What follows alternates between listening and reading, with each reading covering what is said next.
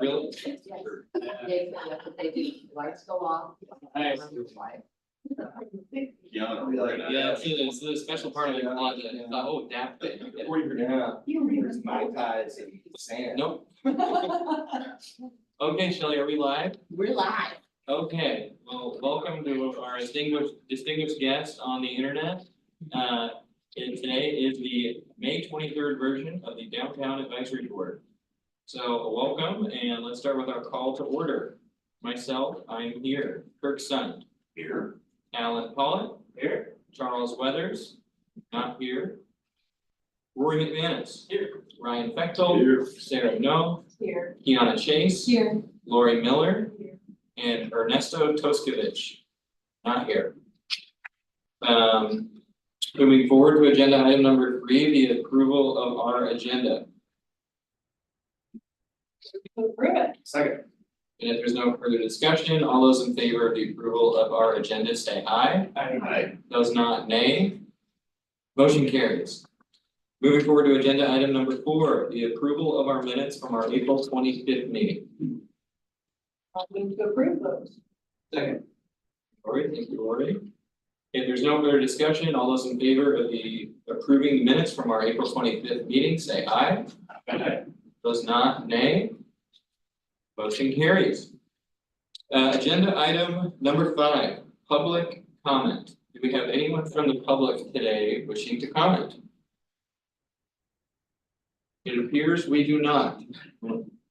So let's move forward to agenda item number 6. Action items. Item A.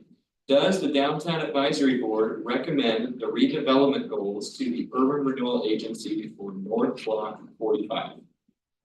Sherry. So in your packet, there is a number that summarizes the conversations that we've had today about property that is on block 45, which is 75 commercial street southeast. It's the vacant gravel lot right next to Pringle Creek, where the city will be moving forward with capital improvement that I understand has been funded, which will connect underneath the bridge and provide that pathway underneath the trellis all the way over the. That'll be significant connection and will just be fabulous, which will really enhance the site. In my opinion, could you imagine living there, having 41 miles of trail connectivity and both the bridges. Anyway, so this just memorializes what everyone decided would be the appropriate objectives for redevelopment of that site. And then I also added the other elements that we asked in block 50 to for the criteria of the development team. So the subcommittee talked about visionary, creative, the goals of the site, but in addition to that, we will also make sure that the team is qualified, has similar experience in doing a project of this size. Those types of things are included. It's really supposed to it. The team knows what we had in the solicitation requirements for block 50, but those elements will be included there too. So again, right now we're looking at an emphasis on for-profit, design creativity, a relationship to the park, mix of uses, proximity to the water, encourage connections to surrounding amenities, one-phase development of the site, like block 50, which is huge. It should be easy to get a project done in one phase. Housing, encourage green building, nature. Charles isn't here, entertainment. and again, it's location to the historic downtown. So again, you guys have any questions? Comments? Just a comment. Yeah. I want to comment and say thank you to those that participated in the subcommittee. I think that's really important and it shows the commitment on top of just showing up and adapt. So thank you. And Ernesto is here, let the minutes reflect. I guess I have a kind of question regarding 6A. the committee that would be involved in, vetting, I guess, the developers or whoever's gonna be in space. Is that similar to what we did in Sonoma? So again, what we do for North Block is that the outreach, because I think we have like 40 interested parties in knowing about it. Plus we did the public notice and it was, broadcast out there. And so the first review is to focus on who they are, what their experience is, their alignments with these. That's the key thing. And how you talk about yourself and the projects that you've done. Tell me how you've done mix of uses. Tell me how you thought creatively. Kind of, each one of these has values, otherwise it wouldn't be there. So how do you align yourself with it? So that would be the same. It would be the same kind of a process for you're looking more at who it is that is wanting to work with you to redevelop. Yeah, but who would the review panel be? It'd be very much the same. It would So be, I next- would come back and I would ask for individuals that don't have a conflict in any way, if they wanted to be on the evaluation. Yeah, very much. Very much.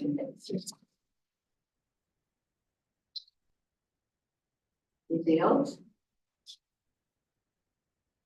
Okay, if there's no further discussion, do we need to make a motion to recommend the redevelopment goals?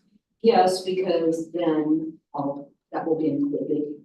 And what goes to the agency that you guys are on, what's here, Okay, that'd be great. well, if there's no further discussion, I'd ask for a motion to recommend the redevelopment goals. Well, I'll move to recommend the redevelopment goals. Second. Thank you.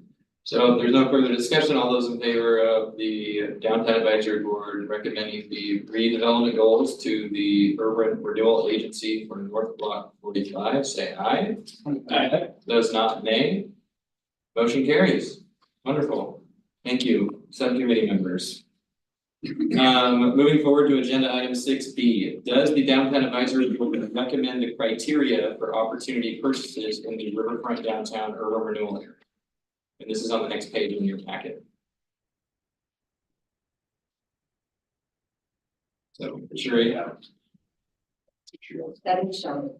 Shelley, It is Shelley. you're up. Shelley had the pleasure of working with members of the DAB in regards to putting this together. Once again, we want to make sure everybody understands that the criteria you voted upon, then we had the discussion at the last meeting in regards to, it was clear from the committee that there's no one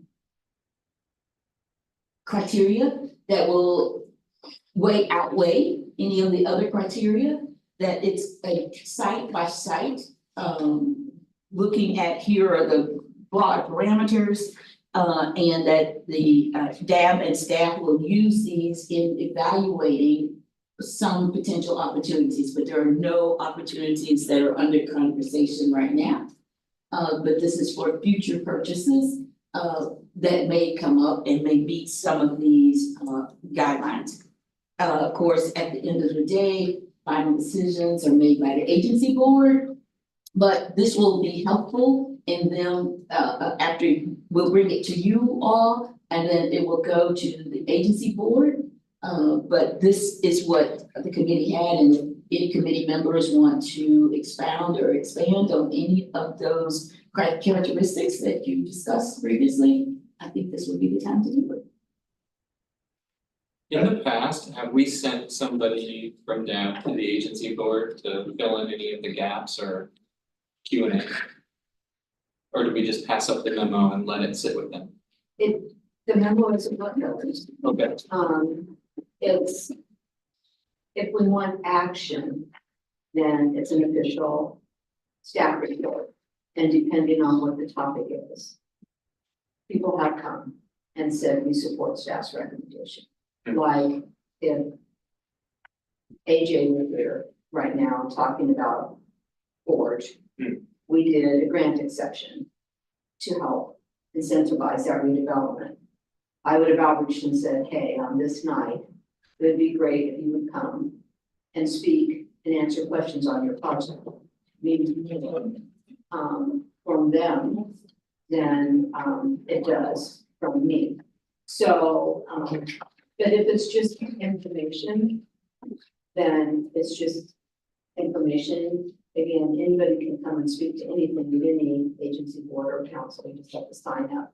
But if it's something that we think there might be controversy or questions on, you can absolutely come and speak. If it's not uncommon, depending on what it is that somebody says, we support what it is.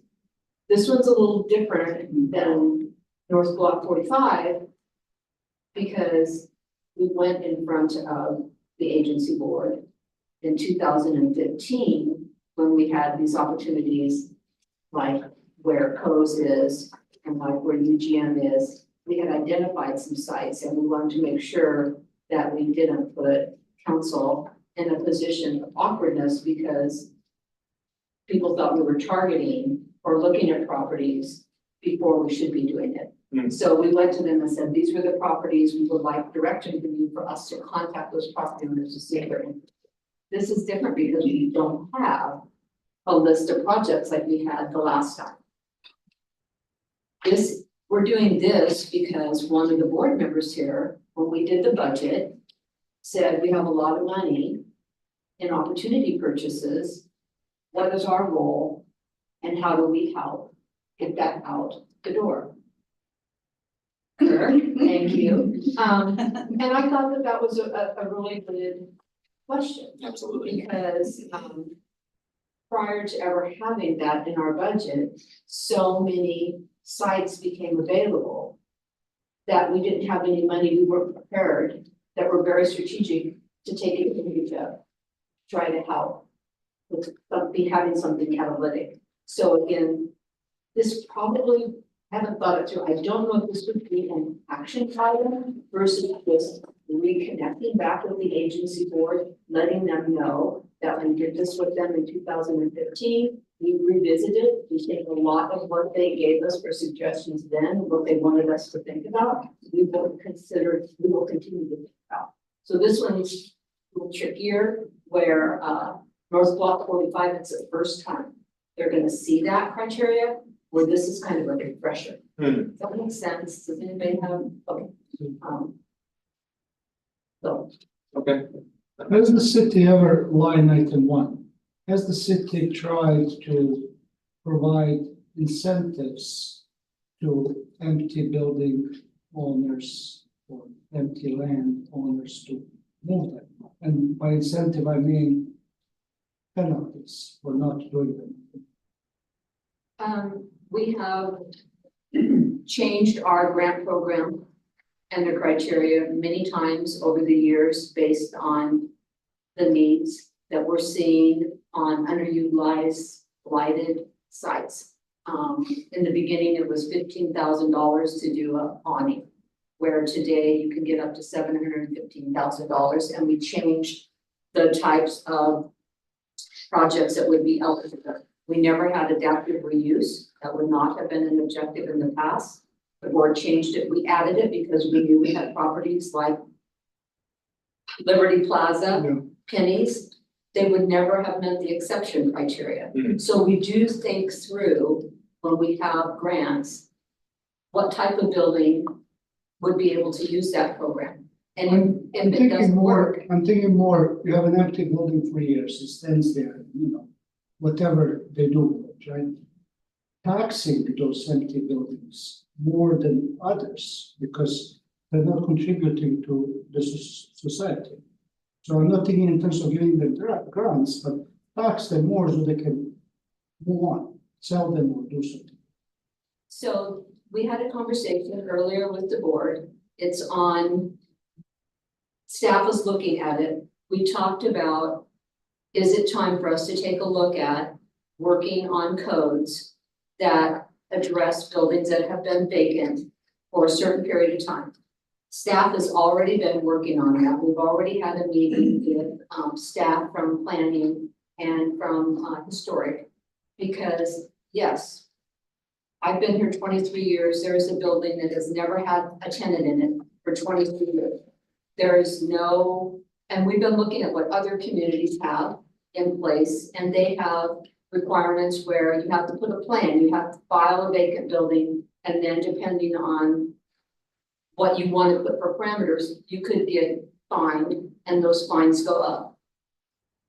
For me, I was always more directed to work on the financial incentive, not so much on the fees and the consequences, because that's not really what our department does. But because of the concern and because we've had long time vacant buildings and I worry about others, we are looking at working, we wouldn't do the code, but we're asking other departments to help us with that, because we do think it's time. And so the board, we've already talked about that briefly, and we are moving that forward. So yes, it is very important. It might be incidental, but some business owners shared with me. They would go to some downtown building owners to try to rent their empty building. They would get response, not interested, right? So as a community, we suffer while somebody, I mean, probably they're not interested because they have enough money, they have tax right or something for it, but community suffers. And I'm a big believer in capitalism. I'm also a believer in the community. Well, part of it's the financial piece, because some of the buildings that I've gone through and worked with and talked to about our financial incentives, the costs associated with redeveloping them, it doesn't make sense because of the rents that they could charge. Yeah. It's not enough income to cover the cost because some of the buildings have no HVAC, are very big, so you go, 1,000 feet back and you're in the dark. And so nobody wants that back space. And so that's just something that you kind of have to throw in for storage because it's the frontage that people want. Again, we're making a lot of headway in getting those rents up, but it's very different if you're somebody doing something new and investing versus the rents you have to have compared to something that's sitting there where it's not. As Yes. not, for me, Maybe it's the they did financial tell us incentive. hardship. It's not that they don't want. It depends on the building, but still, 23 years later, probably need the hammer along with the carrot, but anyway. The goal's always been to try to be the positive force. There's other departments that are the code compliance and enforcement force. That hasn't really been our role, but at some point, because it's all things, we will step in and try to we will push it as far as we can. But thanks for bringing that up. Thank you. Well, I know it's been a priority of yours, Yeah, I know. no secret there, and you've made a lot of headway in vacancies. And I won't be here another 22 years. Are you sure? Yeah, I'm pretty sure. Okay. Yeah, they're gonna kick me to the curb any minute, so that's okay. No, we'll have you another 23 if you want. Okay, is there any other comments or questions as it relates to, or for Shelley? Okay, so is there an action item there? We need to approve that? Yeah, it's just because we want your support to move forward and reconnect on. To approve criteria for opportunity purchases. Second. Thank you. All right, if no further discussion, all those in favor of the Downtown Advisory Board recommending the criteria for opportunity purchases, say aye. Aye. Those not nay. Motion carries. All right. Exciting. Agenda item number 7. We have some distinguished guests in the room from the Forge Building. So information reports, number 1. So AJ Nash, Tradition Real Estate, and Chris Blackburn. Welcome. Thank you. And feel free to stand if you'd like. Or sit right here in front. I am standing, I'm just. I'm gonna move away from and let you guys come to the table. Thank you, man. I like this distance set of process. You know, Yeah. I was curious. I think we need a little more KGB on this task force. What do you wanna know? So I'm gonna cue this up just because I have had to look at this building for a long time, and had to work with, an out-of-country, owner and saw, over years, the, deterioration of that building, the lack of love for that building. I don't know what I would have done if Josh and his team hadn't gotten that property owner to sell it. Because it's not like I could go up to their door and say, hey, come take a look at this. They were in Canada and they had no idea what was going on with that building. So within a very short period of time, as somebody local who has a vision for that building, it's already changed. And I'm so grateful. You have no idea. The brick, again, some of you walk by it all the time. It's moving very quickly. But really what I want you to talk about today is you're so thinking outside the box. And you're getting very creative. And we have a lot of capital coming into downtown. We have a lot of residents. And you're really trying to think of things. Now, it may not come into fruition, but you still are working outside the box. And I would love for you to share your team and how you guys brainstorm and think about a building like this, the name, all of it. Is that too much to ask? Well, thank you. There's a couple things. We almost brought you commemorative tiles, the ugly blue Miami Vice tiles. With your name, with the graffiti on it. Some of the poems that people were generous enough to the wisdom they left on the building. Yeah, so obviously, I'm with Clutch Industries, Chris Blackburn, so we've looked at a lot of different buildings. Mostly I'm a value buyer and then I try and build into it. I've been working with this gentleman over here for 10 years, about 10 years, and he's been instrumental in drive and understanding, allow me to come in, kind of like and I guess maybe as if I call myself a visionary, right, to see these things. The team around me that you don't see, those are the people that get everything done. This building in particular, I think it took a couple runs when we were looking at it and trying to understand what we could do. The parking for us was just one of that icing on the cake where we said, what could we have? What it came down to is because AJ and I worked together so much, DPW was needing a bigger space and they really liked the idea and that came with that anchor, right? And that was how we said, okay, we've got one part of this puzzle solved.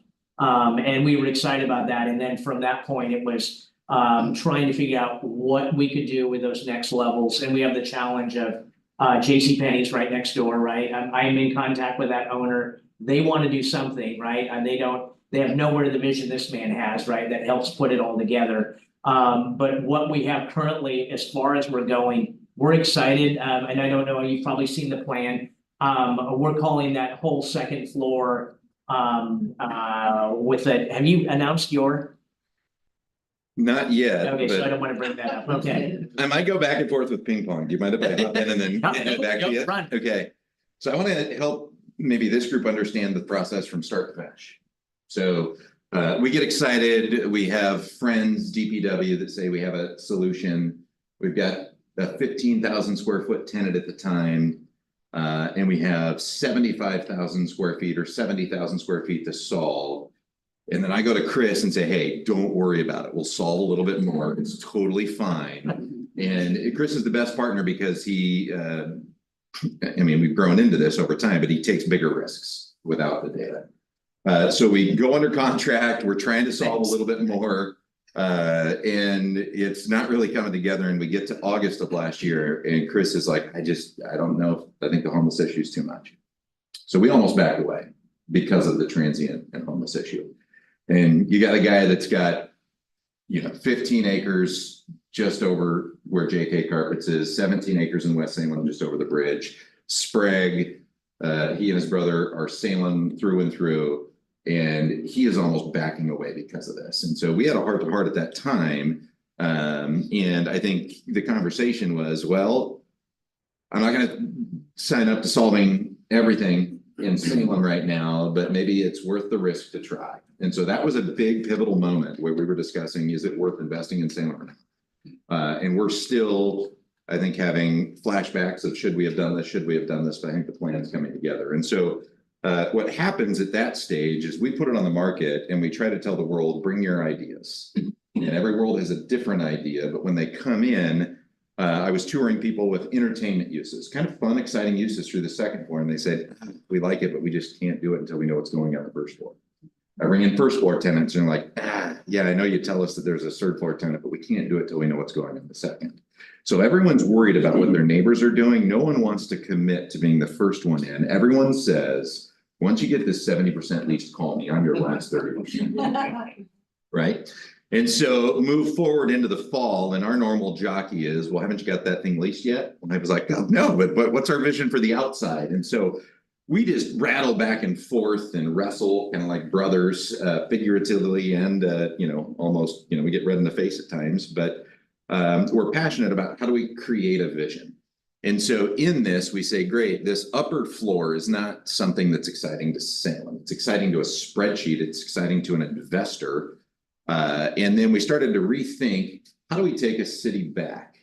And I'm so grateful for Chris's openness here, because most developers in this community have one person at the top and then everyone else, tenants and patrons and down the line, that question how much money the developer makes. Says, oh, the developer put it on their back. Welcome to the city of Salem, right? It's okay. The developer has money. We'll put it on their back. And the fact is, it's always passed down to them. It's always passed down. You reduce front level risk, but so Chris is like, well, DPW, what if you were an owner in the building? You'd be more vested in taking care of the homeless issues yourself alongside of us instead of calling us to deal with it for you.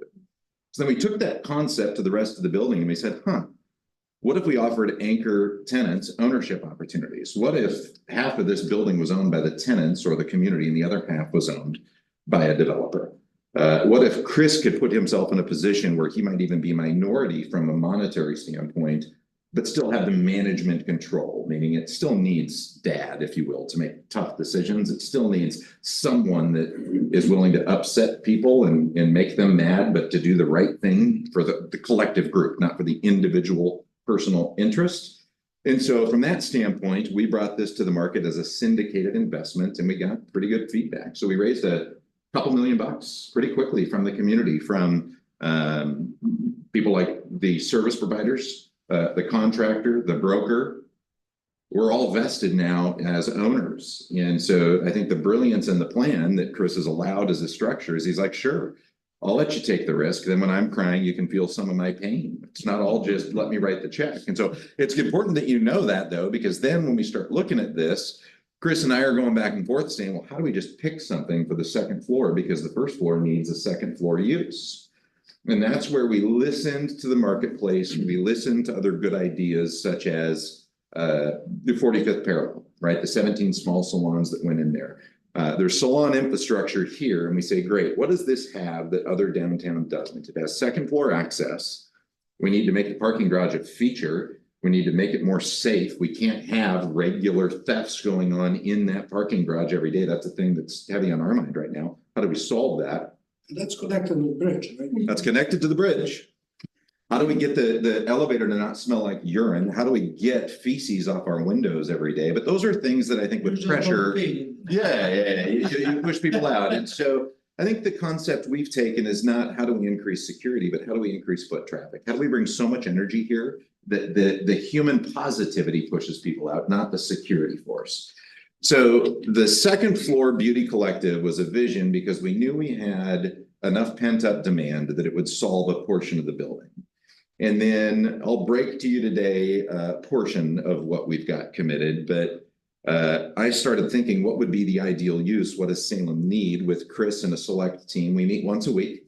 That team is not designers of communities. It's a lender, it's a broker, it's a contractor, right? It's some harebrained idea people.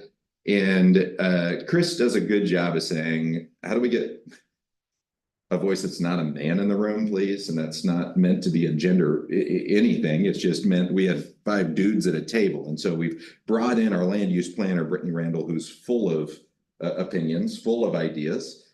And then we're also now going to the market and soliciting ideas as carefully as we can. And I can tell you that part of our plan was creating and aligning with, I think you've seen an IG handle, What's Happening Now.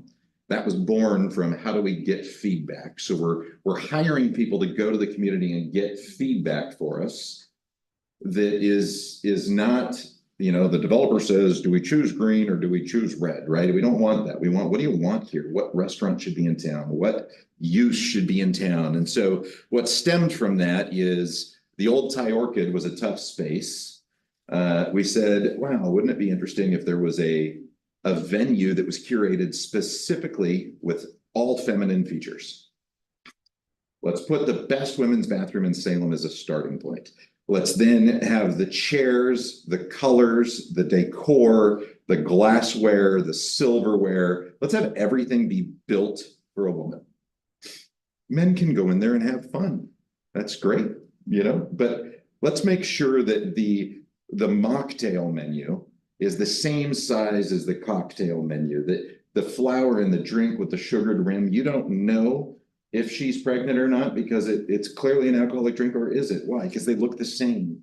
They're exactly the same. So how do we create this safe space that doesn't exist where you can celebrate, you can have a feminine nature to it, and you can be, I think I personally am in a peer group where I'm like, I want my wife's book club and the women to go downtown, and I don't want to be worried about checking in on her at 10:30 or 11 on did you get to your car? So how do we create a safe space where there's not, it just doesn't exist here? And so that part has taken flight. There's a group that is meeting regularly that is going to be launching a space. I can't tell you the name yet. I can't tell you the menu, but they've spent a considerable amount of money. The developer has agreed to put the best women's bathroom in Salem next to it, which was part of the impetus. Whether it's the best, it will be nice. Oh, no, I won't it's- know, I'll just, you know, and I don't want pictures either. And it was funny when we were soliciting input from this group, they said, what are the features of the best women's restroom? And they said, not next to a men's restroom. I was like, that was one I didn't even think of. Interesting. So it's its own feature. And then that allowed us, once we had that vision, to move to the lower floor. And I can tell you right now, when we solicited input, a family-friendly sports bar is something that we felt didn't really exist. Now, iWings has opened up and created a similar environment, but in the downtown core, is there an area? And so we are courting a couple concepts right now, one specifically, which is specialty pizzas, salads, and sports bar, more of a red solo family cup, or red solo cup family style with maybe a little peripheral arcade, that we're getting pretty deep down that path. We have multiple restaurants, and we have now said in that front corner that used to be Starbucks, this is just begging for a dessert, like a specialty dessert concept. So I'm going to go after Salt and Straw, and then we're going to go down the line. But what can we do to go attract the highest level dessert concept that would increase the family-friendly nature with the sports bar and play well with everything else? And then the lower level, we've got a backup plan, which is a private bourbon and wine lounge that the owners will potentially do if we don't find a user, just to make use of it. But right now, we really like the idea of the underground event venue. It could be a comedy club. It could be just an area that is reservable, or that we, you know, kind of like the Infinity Room Plus, right? How do you take the Infinity Room to the next level? How do you make it more Portland-esque, if you will, the good features, not the bad features? And so now, top to bottom, it's looking like we have a pretty good vision for every square foot of this, with an interested tenant, 2 or 3 in every square foot of it.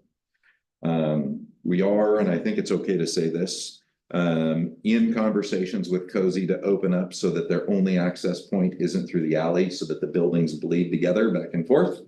We're in conversations with that property owner to allow that easement to go back and forth, and to expand that fine dining experience into this building. And so from a I guess, an interior and exterior vision standpoint, I'll give you a time. Right now, we still don't have the first lease executed, so we are 0% occupancy. That makes the guy with the pocketbook feel really comfortable on an $8 million tenant. Thank you for reminding me. Yeah, he's got a loan in place and we've got an $8 million tenant improvement budget and. He keeps asking us, what's the plan? And I keep saying, yeah, don't worry about it. We'll come up with it. And so now we're getting it within 30 to 60 days of like needing it. But all that to say, I think we're about 30 days ahead of schedule, even though it may be at the discomfort of the financial schedule, but from a leasing schedule, we're ahead of schedule right now. And we are now actively trying to figure out how do we best engage the community, not just in, because you can only take so many opinions and ideas. So how do we engage the community in the excitement to take our city back to, for lack of a better word, right? The vision to me is a chest compression on the sidewalk that says North Downtown in a flat line and then a heartbeat. How do we breathe and work alongside of the Salem Center, who's just got new local life in it? Hopefully they don't just flip it to another outside of local life user. That is my hope. I don't know. That's not conjecture. I think they're trying to change it here locally. And so how do we get a heartbeat here, but then get the community rallying around with an understanding that if we have these streets filled from 7 a.m. to 2 a.m. or even from 9 a.m. to 2 a.m. with life on a regular basis, the transient community will not come into this area. We don't have to worry about security and patrols. They'll find an area with less friction and less pressure. Microphone back. I like your optimism. I'm going in with a little more Orwellian plan with probably AI cameras and a little more pressure, which maybe this isn't the right forum but it is part of our downtown. We need to hold people accountable, but also give them resources. And I think that's going to be part of the plan in putting something like that together that's going to support commerce, safety for our downtown. And that's, I guess where we step in and try and contribute to that part of the plan. So I'm going to go one step further, and this is no action item, but to tell you kind of how deep we're thinking this through. The concepts on the second floor and then the pizza joint are probably going to come to the community for a community raise. Think of it like crowdfunding, right? Like GoFundMe, but in an event. Think of it like Shark Tank and crowdfunding combined. We're probably going to add a $5,000, a $10,000, and a $25,000 share, where if you believe in bringing dessert, if you believe in bringing a sports bar, if you believe in bringing X to town, you can invest in it. It's a high risk investment. There might be a return, but how do we get the community more engaged in helping break down barriers? The biggest barriers for tenants, if you go get a loan to put in your $700,000 kitchen and TI, do you know how long you can amortize that loan, Ernesto? Depending how long that kitchen, I don't do kitchens. I would say Any 10 years. tenant improvement. Yeah, so 10 years max. 10-ish, yeah. 5 to 7 years is where banks are leaning right now. 10 years was like that 3 years ago, but now they're like. Well, look at the guy who finances. Let's call it Zoom care. Let's call it Zoom. But and so the biggest issue is when you're trying to start a restaurant with a $700,000 loan over 10 years, it's different than a building owner who can do that over 25 years. And so what we're trying to do is build in more cooperation on the front end, where Chris is offering a generous TI allowance that's kind of not delivering shell space, which we're used to seeing, but delivering more finished space. Clearly, the tenant has to participate and have an obligation. And then we're encouraging the tenant, hey, rather than pay a $25,000 deposit that you don't get to use, you could just give a $50,000 or $100,000 investment in the building, be an owner. That is now something we can access like a deposit. So it's not money that's wasted or parked on the sideline. You're getting money from it. And then that's your first safety net. In the event that they get into trouble, we can buy that ownership back. And so what we're trying to do is create a more fluid process where owners and the community and tenants all work together to break down barriers, which are generally capital. It's not dreamer, it's generally capital, which is the biggest barrier in time. And so those are the two items we're trying to work through on our end. And then we've got this thing called short-term memory and reputation. And right now, North Downtown's reputation almost got us to back out of this deal in August. So one of the areas that we could get support from the city of Salem is how do we change that narrative? How do we change that reputation? How do we actually get it safer here and how do we get that message out that we are? I like the local ownership, I call it a Navy SEAL concept called extreme ownership. So guy from Canada cannot come and say, hey, why are you peeing in my corner? But you can. And I think when we start doing that, I've started doing it in my neighborhood, again, like we have cleanup project once a month. And it's miraculous. Homeless or not homeless, people don't hang out anymore because they're like, okay, this guy should go and say, hey, we are here, what are you doing? So what you're saying is, in the creative spin, What I'm saying is, just your ownership there and involvement, active involvement. So if there's a piece of paper laying in the street, Yeah. you will come and pick it up. Canadian guy will not because he's not there. let me parlay off of your previous comment, negative incentive. One of the negative incentives, which could be taxing, but doesn't have to do with financial dollars, is just take a photo of every one of those feces moments that they're missing and just make sure they get it every day. Yeah. Let's get an out-of-state ownership email list and make sure that they see all the ugly. Let's pressure them into selling because they're not present. That's pretty negative. Well, we have pictures, Oh, no, and we've given them to them. No, but I'm saying, let's send them daily. Let's send them weekly. Let's send them when they happen. Let's have No idea. an email list that's called. You're not in our state, so how about you sell? You gotta be careful, because if that gets out, our downtown it would overrepresent, events that happen, right, which, trying to add pressure. Okay, I'll back down. Yeah. My point is you leave and everybody was full. Yeah. You know? You are true owner. We just want it now. Yeah. Wait. Some of the other things we're looking at is like a downtown cleanup, and even figuring out, as I walk down State Street, I do it almost every day. The pigeons that are, with the netting that's there to be able to, I'm about ready to come home and I would think it would be hilarious. Bring my little power washer that says it's 3,500 PSI, it's nowhere near that, it's about 2,000. And even though you need a permit, I would love to get arrested for being pressure washing the sidewalk without a permit. Early in the morning, right, so maybe some of you, that would be incredibly funny, right? You can't tell me what to do. You would not get a ticket. Sure, we would jump in. Yeah, well, I think that there's so much that people don't understand. We have a code right now that says a property owner and a business are responsible for keeping the sidewalk clean. However, depending on what you've had as far as unhoused, you get to a point where you've done that, and so you push it back and say it's not reasonable for us to take care of it because it's so excessive because of what's going on with unhoused. Yes, But that is not the case with a lot of the properties.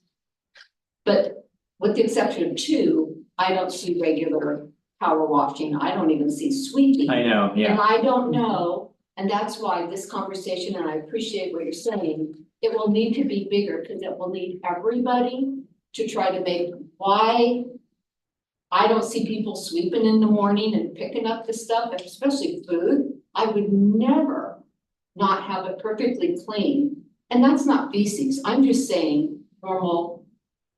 The tree limbs are in your. Yeah, yeah. Dirt is in your thing. So there's something there where everybody should step back and said, somebody needs to do it other than us. And that needs to change because of everybody, when you said have a national cleanup day, everybody gets out and walk around with the brooms and stuff. We have done that before your time in downtown. Actually, the Downtown Association and the Neighborhood Yeah, Association Absolutely. got together and did that. And they paid for the bark and they had it on the corners and they had the flowers and it was a really fun thing to do, but it will be a combination of multiple things. And what's interesting to me is that when we first started having the unhoused, some property owners figured out how to help that in front of their building. It was so simple. All they did was wash their sidewalks every day in the front of their buildings. You're not gonna sit in water. Somebody's not gonna sit or sleep in water. They will become uninterested in that location, they will move on. But it was really a win-win, and some property owners figured that out very quickly. They were out there Yeah. cleaning and washing, and that is not where they were located. Well, they don't wanna do is get up at 5 in the morning. We actually looked at installing a water line. That because of the feces that were coming out, but just generally cleaning at night, a light would go off and blink, kind of like it when you're at Ross and the storm goes off, right? In the grocery department, kind of cute, but it would go off because you want people to have enough time that in a minute. That would be clean, but I think it would be quickly damaged as people understood that, yeah, it might be nice. You can also look at when it gets cold. Now I've got more lawsuits than I can handle with everyone slipping on a sidewalk. So, I mean, you have the perfect example of the win-win with having somebody who loves it and getting tenants in it. You inherited a bad situation because of all of your cutouts. yeah, You have so many doorways and it's sat vacant for so long with nobody there. The pit across the street and Penny's. There's no activity going on there. So yours was the worst. yeah, we had some issues with. Yeah. Light did a lot of good when we put the lights in there and you could, when there's cameras that would come in and alert our team to say, hey, you need to go and have your security team remove the people before they get there too long. And it's not, I guess it's expensive, but I've got to come up with a solution because no one else is policing it, right? I think you were there with it, looking at that private police force that would assist with situations that would be especially if we have enough housing or the resources to put pressure. They're putting pressure on us just walking downtown to put pressure on the unhoused, utilizing our spaces, sleeping areas and urinals. I mean, Tandy or this, Salem Summit, when that got all filled with the homeless, that was just terrible. I think maybe lighting that up. I'm sorry, I'm digressing. We don't need to go on the homeless issue. So, but yeah, a lot of challenges and it's gonna take the community, which I'm trying to put together. I think you've seen that of making some changes, but also being compassionate. It's not that we're not compassionate, but there's gotta be solutions. Otherwise, there's a ton of room at the Civic Center that's all covered. I could see a lot of homeless fitting in there. I'll even provide the shelters. Oh, go ahead. I have one question with a short action item. I can tell you that like disseminating information is tough, right? People don't know, it's a common item. The key areas are, what are the rules or ordinances, or what's our directive as a community? Where's parking? Essentially, where's a restroom? There's like some basics. If there was something that was posted on the alleys or printable and postable in windows or postable outside of parking areas that had a QR code that you could click, people understand that now with their camera, and you can get that data. I think that disseminating information in a downtown core is much better, not by email, not by social media, but on a print piece. And that's a recommendation I have as it relates to things like parking and others. And as a broker, I'd love to include some of that stuff on my flyer, but I think that would allow us to start working better as a team on some of those key issues on just how do we work together? How do we focus energies on the same front instead of all focusing in different areas? It's like adding more directional signs, like there are some directional signs that have key points of interest, but. Maybe directional signs, but I'm just saying, what if it was a parking in downtown Salem and you hover over it and it takes you to the city's website and it says, here's your 27 options, here's how you get a hold of them, here's where you can park.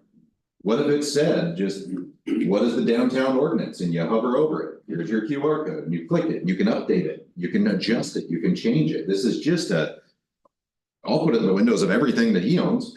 And the other listings that I have, but this is stuff that could go on primary corners that could be placed in a window with tape right now, that could go in alleys affixed to the back of the buildings. But if it was known that there was just this sign that said, here's how you access information that's important to downtown that could get changed out, I think that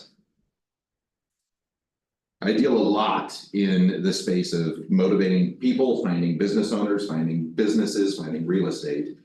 Sometimes the social media and the online and the email works, sometimes cold call works, but often print where they're at.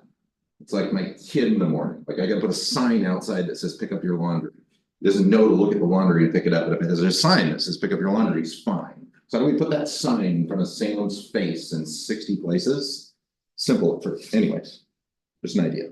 So this advisory board wears two hats. They have one hat that they put on to deal with the riverfront downtown urban renewal area projects. And they make recommendations on those projects, and that is where the funding for streetscape, the funding for grants, the funding for opportunity purchases, that's where that lies.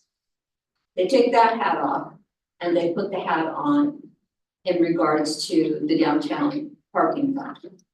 The businesses are taxed. And that tax is what, along with parking permits in a garage, is what supports the downtown parking district. The cost associated with the 3 parking structures within the district. If you have a business, a building like Nordstrom's that goes out and Penny's that goes out, those two in itself, they paid like 27 to 32,000 a year into the parking fund. So historically, it wasn't too bad, and then it got really bad because the impacts of COVID with people not working remote, loss of permit revenue. Good thing is we've offset it with construction maintenance on street. Thank you right now because you're generating a lot. But this board has had concerns for many, many years and have communicated with council on the consequences with the parking structure that we have, where the businesses carry the burden, not the users of a parking space, but the businesses. And because it's a business, there's no recourse to them. It's not like I can lane the business. So they've had lots of challenges in trying to manage how much could we increase a permit to help the revenue. What could be done? And for years, as they watched the challenges with the budget where they no longer could do flower baskets, where they no longer could do any type of cleaning, where they no longer could do banners, it has been, personally for me, devastating, but for the board, they've gone on a regular basis and talked to council about, we have 12 years of third-party reports that say we need to change the system we have. Can you get behind this? So they are very aware of the challenges with the parking garages, the upkeep of the parking garages, the cleanliness of the parking garages, because they look at a budget that is very broken. So believe it or not, we used to have burgundy and gold signage for the parking garages and on street. They put money behind blue and white. They put up a parking sensor. They switched out all the signs, added more signs for parking with a big P. And AJ, the number one thing I have about parking that I hear about is we can't see, we don't know where the parkades are. Yeah. And it's like the arm sticks way out into the street, and Schenectady is the worst. We missed it, we passed it. So just know if we ever, we're gonna have to circle back to, I don't understand that. Where we've had all this stuff and the board was so excited and it's still like the number one thing. I can't see it. I missed driving. And now you're gonna see that it has the number of spaces available now that I brought it to your attention, but you probably wouldn't have seen that again. So parking continues to be something that we want the parkades used. The more they're used, the safer they are, the more people in there. And then we would like the burden to be on the users on street also. So hopefully that will move forward, working on it to get paid parking on street. So for being the second largest city, most people expect it when they come here, and for whatever the reason. I have a quick comment. So I live in, or have lived in the building connected the last 3 years, and just related to parking, we have a permit in the Chemeketa parkade. And I'll agree, like, when I invite people to come over, it's always like, just go park and park it. It's around the corner. For whatever reason, like the behavior in Salem is just circle the block. And then they're end up parking further than if they had just grabbed a spot in the parkade. So I think to your point, whether it's like maybe something markings on the sidewalk around, like you're only 0.25 like miles from the parade or arrows or like something to like help people recognize it's actually the simplest, probably the safest, like easiest way to go, especially once that bridge is open. I think that would be easy. So just kind of I comment. love what you're saying, and I think training people to use it, a lot of people on Pebble. Couple things I don't like about the parking garage, despite some pretty expensive lights, it's still dark in there. The other thing, if you walked in, if they had 3 AI-based interactive cameras that said, hey, welcome to the Salem parking garage, you know, the Chemeketa, let me know if you need any instructions. AI will literally recognize whether you're male, female, whether you're probably, you know, unhoused. That would be very interesting because it also could be an emergency piece. Because immediately if they ever said help or, you know, there's danger, there's something, it would then relay to either security, one security, another. But if you took that and trained the people and did a farmer's market at the top, everyone would wonder where it was, charge $5, get all the, they learn to park in that parking garage, and it's almost like training them, right? And once they've done it a couple times, they go, this was so easy, right? You know, assuming that everything's clean and there's no issues, but I like, yeah, you're right, people will drive around forever. Yeah, it's just like a behavior thing, maybe it's. It is kind of a Yeah. Salem behavior thing. Just put a meter on the street and have it free in the parking garage for 1 year. And start charging, Yeah.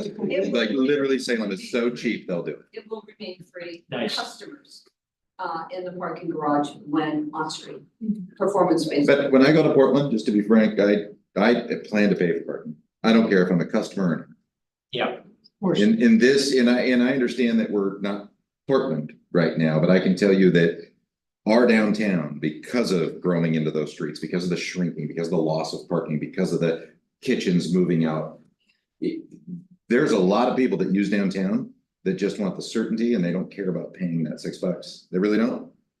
Or whatever it is. Counting on it, the other. counting on it. The other option, which would be interesting, is I know they have a lot of interactive parking, you park, right, and you put it in, and it literally. Your first hour is free, but you have to register, and then after an hour, you decide whether, hey, are you gonna make your car, you could pay that way. I don't think that exists, as I'm trying to solve a problem that probably is been reviewed by, you know, 1,000 different cities, you know, 100 different ways. So when would we see that metered parking? Is that something in the future?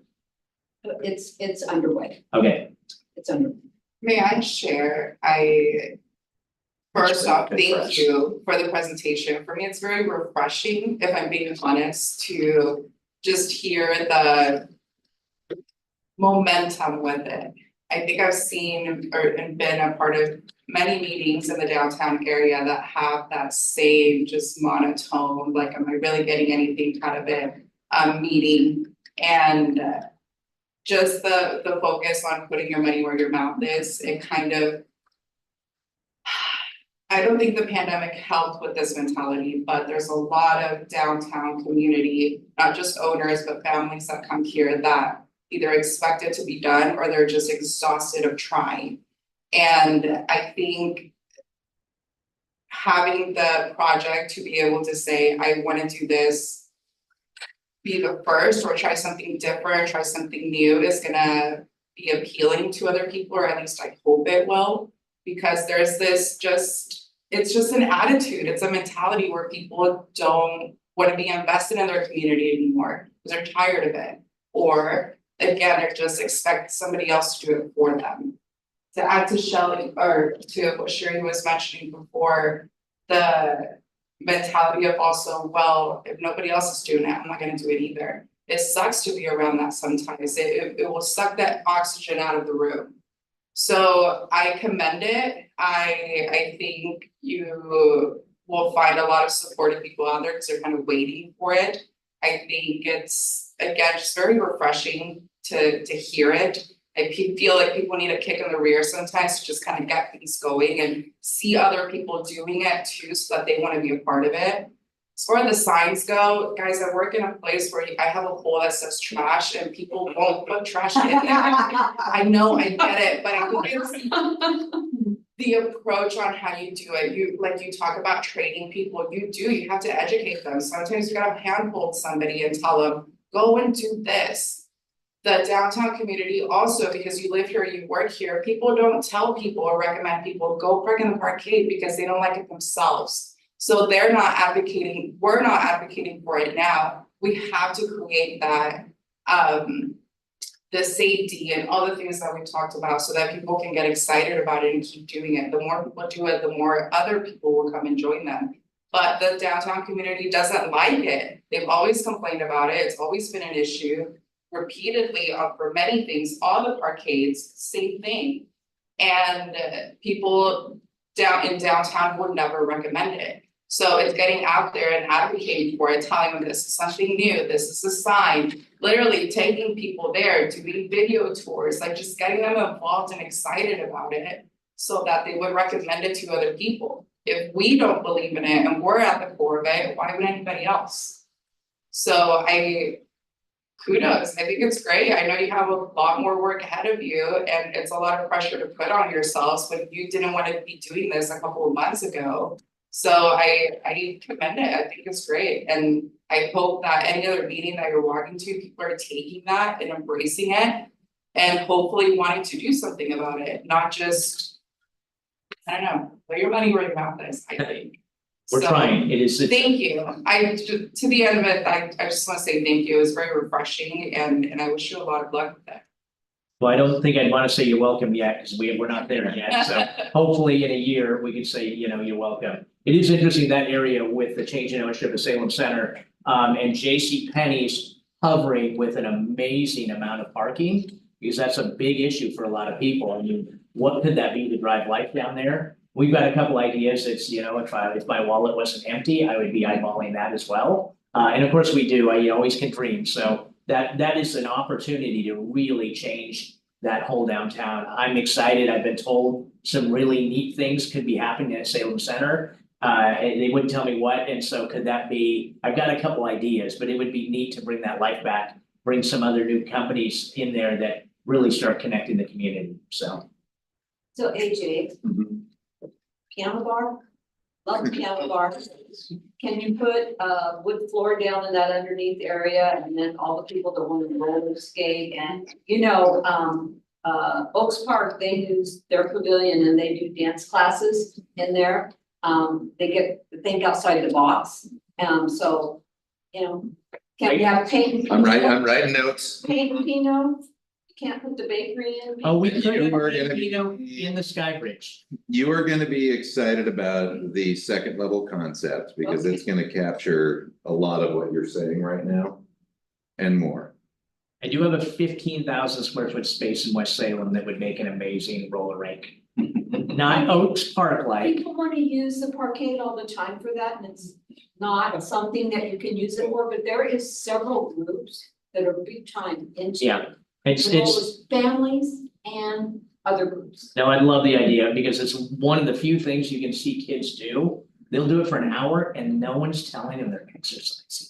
And they really are exercising. It's a lot of work and they're having a great time, right? And there's homeschoolers, there's Boys and Girls Club, there's all sorts that would benefit from it. It's not something that I think would be profitable, but it's second floor and it's just sitting there. I don't know if I have enough parking, but it'd be fun. My wife was on Derby, so Okay, that's, there you go. yeah, she's excited about any time I talk about roller skates. I put out some videos of us roller skating warehouses, me almost falling, I think, so had a helmet though. Well, we really appreciate you two coming. There's never a shortage of energy or enthusiasm or optimism whenever you two have the floor. AJ, Chris, thanks a lot for coming by. Thanks, Travis. Thank you. Yes, and if you do want to stick around, you do have a 2025 budget to talk about. That's your work. Yeah. But Chris, you did say one thing earlier in the meeting about, is this the right forum to bring up what you mentioned earlier? There was a meeting earlier with Salem Main Street Association. Downtown Advisory Board absolutely is the forum. If it Okay. means getting something up to council or the agency board, so Yeah, anytime or anyone watching, please come and share with us. yeah, when the Downtown Association did the lighting downtown, right? That lighting up our downtown literally changed the face of the safety and everything else. It made that an incredible experience. I mean, that was dramatic. Having that much lighting would be interesting to have something full time. I don't know what the electricity costs. It's all LED, so it's not as bad. But it was very significant. So And Talking then, about in those boxes, how we lit it up. excuse me? What lighting are you talking about? Oh, the Christmas holiday. Oh, the holiday lighting. Everywhere you went, Yeah. it was so much more warm and well lit, and Yes. we find that less people like them around really well lit areas. Mhm. Very true, right? Lake So, Oswego, I think, has the permanent.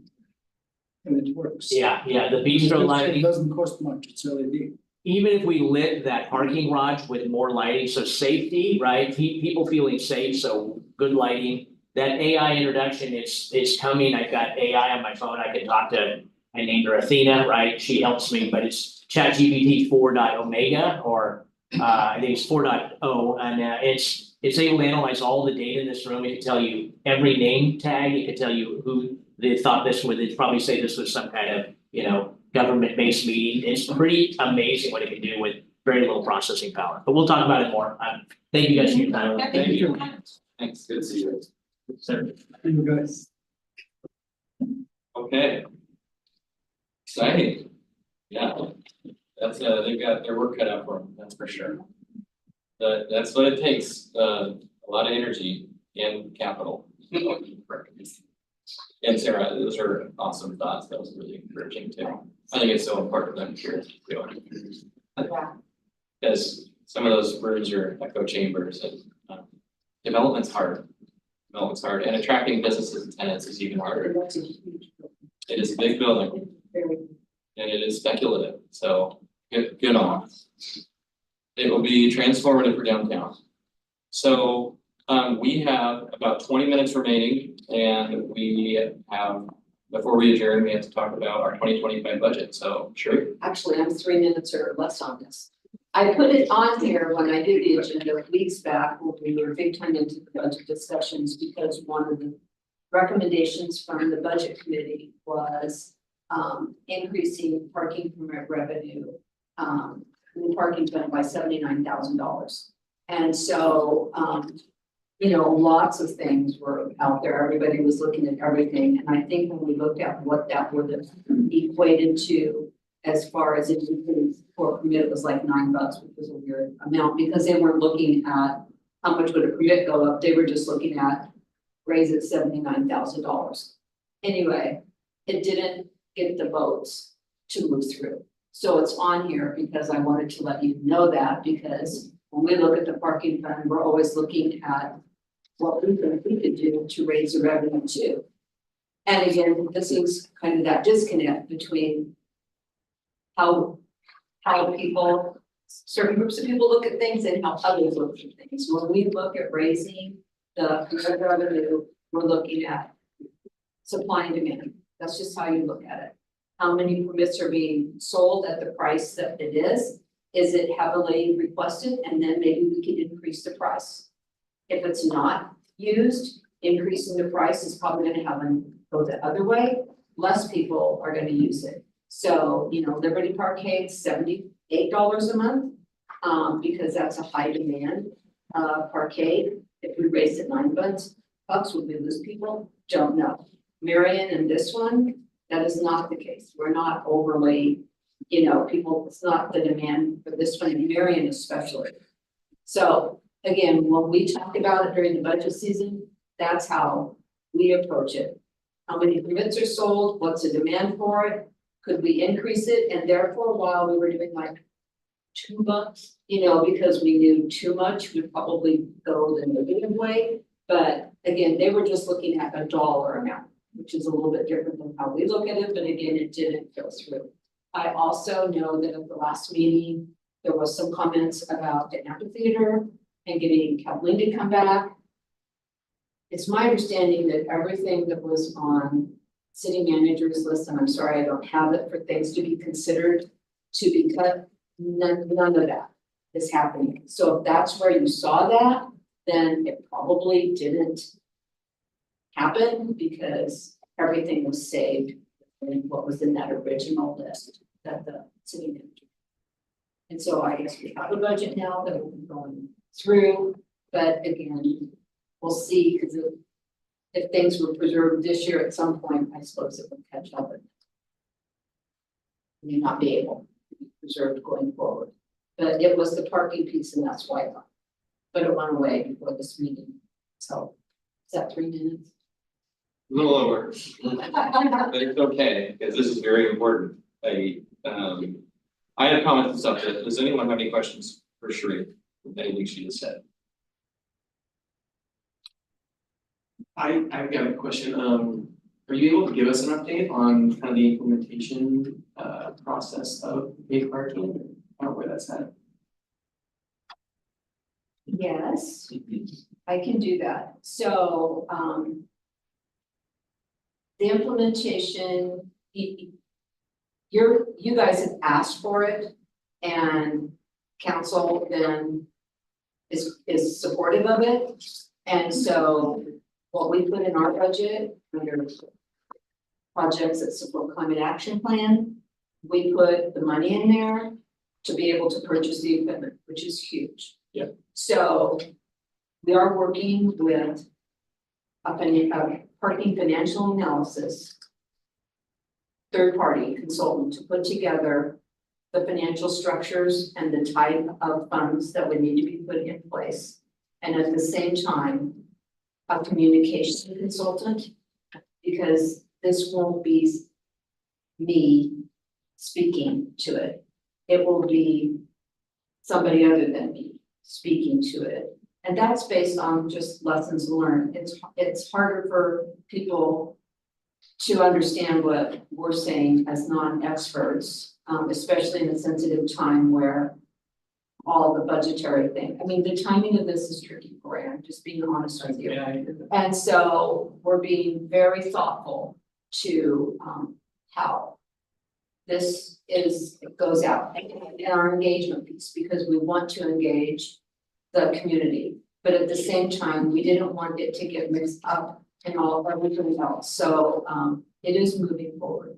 We are meeting regularly with 2 different consultants. The financial consultant, the parking consultant, the expert, they will come here.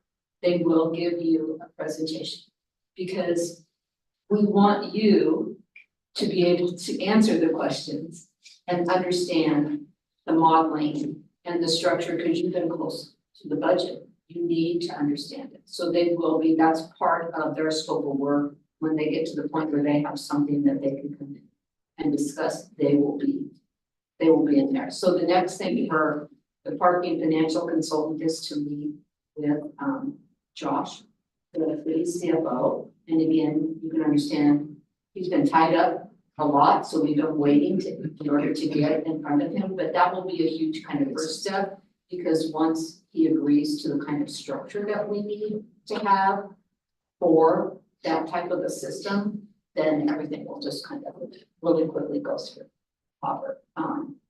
So yeah, it's moving. Is that like a 3-month or is that like a 9-month for that meeting?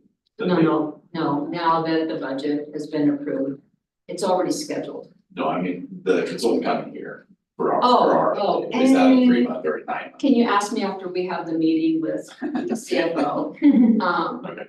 But I think the thing that's helpful coming out of the budget is that ongoing conversation about an emphasis for the users fee. There was kind of a pattern to some, quite a bit of people are like, if you're gonna use it, we want you to think more about that. If somebody wants something, then there's a fee associated with the user fee. And of course, part of what AJ and Chris was talking about is, if you want that spot, then the burden is on you to pay for that coveted spot instead of going around the block like we used to do at the airport. So I think the negativity towards a change from free to paid, I'm hoping that that's behind us now. I think people see the benefit of changing from the district to a performance-based and a user fee, keeping the arcades free until such time as we hit the 85% occupancy there and we could go paid in the parking garage. Would that be something? But we will keep for customers the parkades free when we implement paid on street. Do you know how much these consultants cost approximately? What? Do you know how much these consultants cost? How much are they in charge of the city? It's all based on the scope of work that you have. 50 to 100,000, 100,000 for consulting. 50 to 100, but that's for both But of we, us. we have parking, paid parking around town all the way around. Why do we need consultants? When city doesn't have any money anyway. The paid parking that's by the Capitol, Yeah, that was put in place a really long time ago.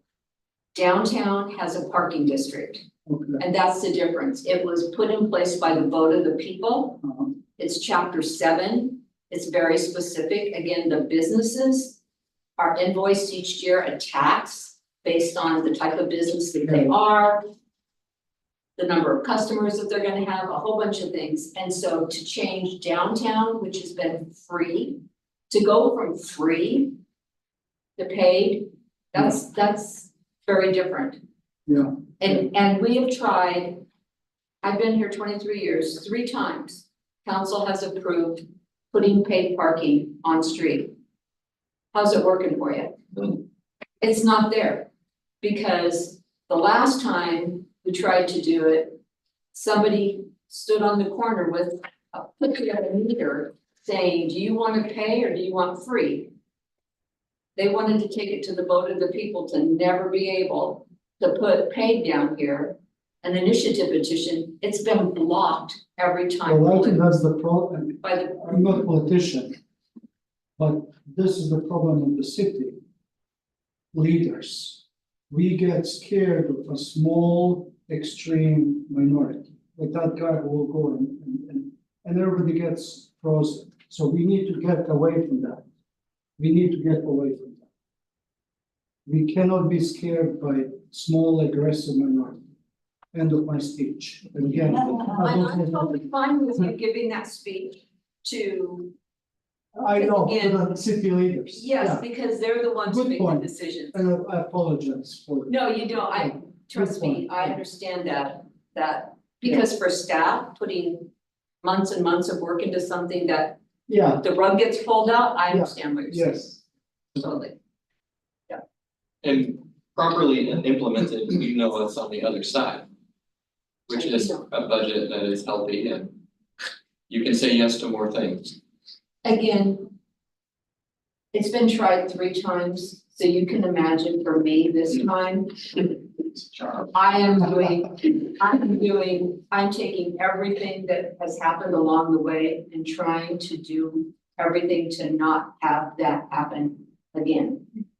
Sometimes it's all about timing, and I truly believe with climate action plan, we've talked about that, with the budget issues and people's being in a different moment in time, higher probability.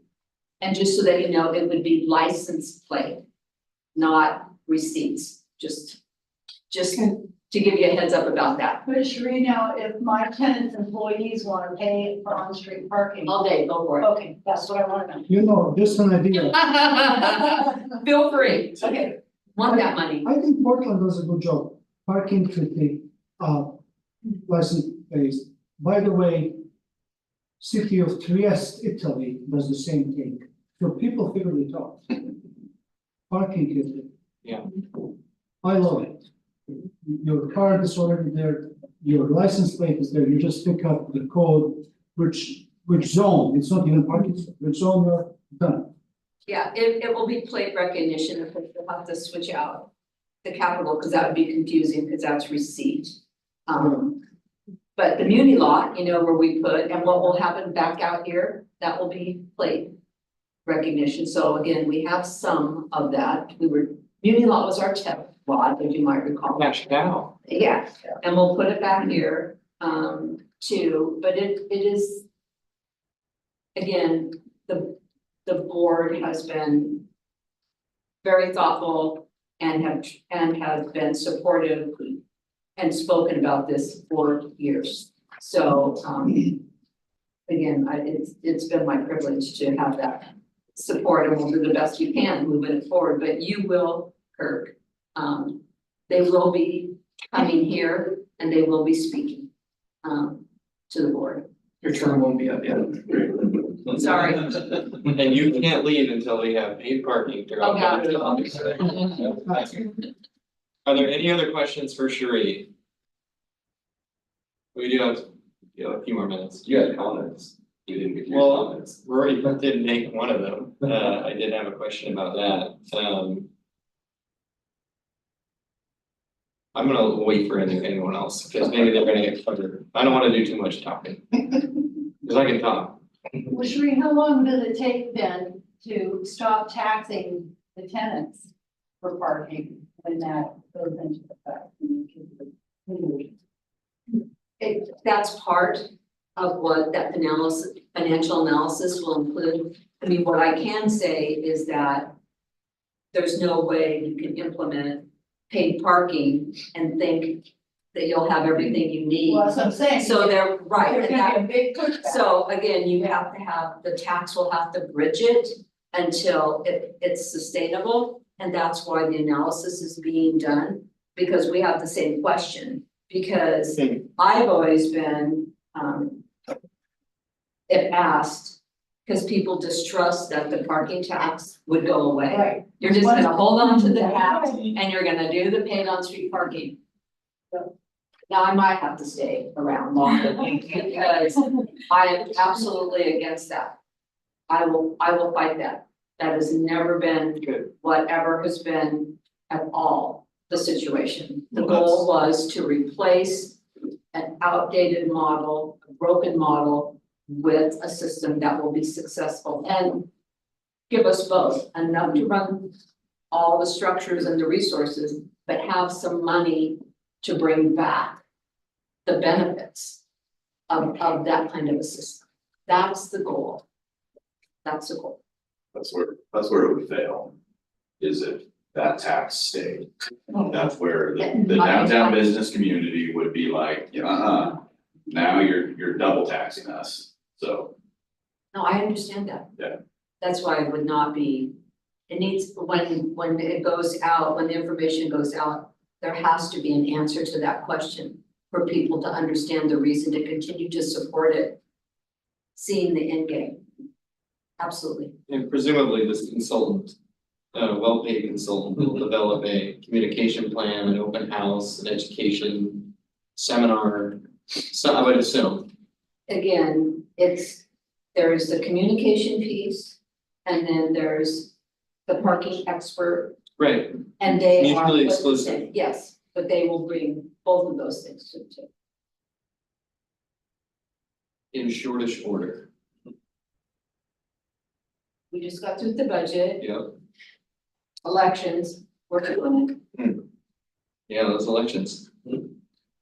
So I did have a question on the, kind of going back to our action item things. Is the goal that both of those would go at the same meeting back to urban renewal agency, or is it like? The North Block 45 would go next meeting or whenever the soonest meeting is, and then, but the opportunity to purchase one is saved for 6 months down the road. Just so they don't get tied together or wash out together, or Okay. That's a good is there a question. strategy, I guess. Okay. Present. There's multiple ways that council receives communication. I have to have the conversation with Kristen about that. Because if it's an action item, like I shared, that will go in front of the agency board. And that's just a matter of getting on the agenda and taking it forward. Something that's just more information, it used to be, of course, that was in the staff report too, but not necessarily. It can be in a communication that the city manager has with the council, or it could be in a communication that is kind of citywide to staff and council. So that's where I'll have to get direction. So it could be the opportunity one, because it's info, goes out faster versus the one for North Block 45, because there's at least 3 weeks lead time in the whole report writing. It would be in the future. So is this something that you? Won't go on this, it would not be on the same, I can't see that happening. Is it something that you could notify the board of when you do get direction from Kristen of, hey, heads up, everybody, this is when we're sending this one, and this is how we processed the opportunity one, just Yes, I so we're think- aware of when it goes up. Like on the Forge. I sent you all out. That because we hadn't had a meeting for me to be able to tell you and to have the presentation like we had from AJ and Chris today. But I still wanted you to know. So I sent out that staff report, letting you know, that's easy enough. The issue with the staff reports is that until they go online. It can't go to the public. And that usually isn't until like the day before, not much lead time. So, but you already know by these memos, what's gonna be in it, Yeah, I'm not worried about that. you It's know, more so you know it the being- content. Yeah, it's more of it being aware that it has been. Yeah. Passed and, yeah, so that. Yeah. Yeah, we can help support conversations. There you go. That feedback loop, Yeah. helpful. Thank you. All right, any other questions? We're getting to the end of our time here, which I want to be respectful of. Okay. The amphitheater thing would be cool. I know that would be nice to get, I don't know when it's appropriate. We're not gonna ask too many hard questions, but Counselor Nishio was pretty set on telling us that to just wait, now we see why regarding that, so, So again, our goal would be to bring Kathleen back in the fall, after she has the summer and all the things to report back to you, because remember this last time we had her come in, it wasn't a full summer, so she was like, hey, I'm just getting, I don't know, I'm just kind of getting my feet wet, but we will bring her back for sure to give you an update. if it wouldn't be too much trouble, it'd be kind of cool to hear what our plans are for this summer. And then we could find it, and then in the fall, we can bring her back and ask her how it went. I mean, if it really is not too much trouble, because with what Rotary did to raise all those funds and activate it, just to, in my personal opinion, not having it be fully activated, again, we're not gonna ask her unfair questions, but we just wanna, we need and want to know. Cause I personally hear about it weekly, being downtown and, being on the downtown advisory board for 5 years, it would be really great if we could bring her in. Well, what I'm gonna do is I get a listing of everything that's happening in the park. Because like with parking and so on and so forth, so what I need to do is take a look to see if that includes stuff at the amphitheater. Cause if it does, then that's easy enough for me too, depending on Kathleen's availability, I can tell you Sure. right off of that listing of everything that's going on, or if it's just things like Ironman, Fight and Brew, larger types of things where it's on that list because multiple police, multiple groups need to know that it's coming, I'll take a look at it, and it's not a Great. problem, we can always outreach to Kathy. Rather be able to technical questions on the events and, like prioritize, things like that, so you can have. So Josh and Josh and Corey, I talked with Linda Nishioka and the city manager. They're very open for input from businesses. Maybe if some businesses would take charge and bring the concepts back into the amphitheater. And I checked with YMCA, we're all on the board of YMCA. YMCA is booked, they don't have capacity, but something to think about. So I'm gonna run around and ask some other people. That'd be great. We'd love to And see imagine that. business community taking charge. Yes, sorry, but that's just, Thanks for that stuff. Well, that's it. We're a little bit over, but we can adjourn. I do see that Mr. Nash left something for us.